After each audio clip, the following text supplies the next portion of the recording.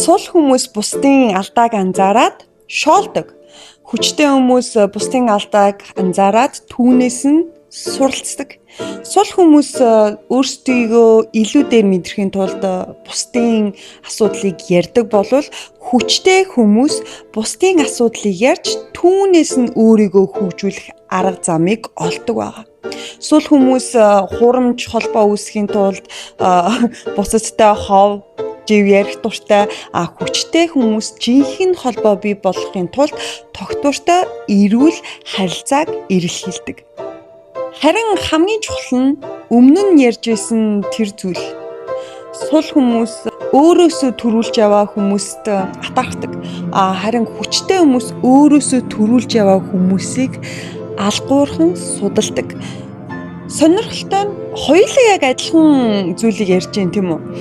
Гэхдээ тэд өөр зүйлийг олж хардаг. Нэг нь яагаад тэрэнд байгаа зүйл надад байдгүй гэж боддог болвол нөгөө нь тэр яаж хүнийг бүтээсэн бол гэж боддог. Тиймээс хүнийг зүгээр л сул эсвэл хүчтэй гэж ангилахаас илүү тэр хүн юунд анхаарлаа төвлөрүүлж байгаагаас бүх зүйл шалтгаалдаг.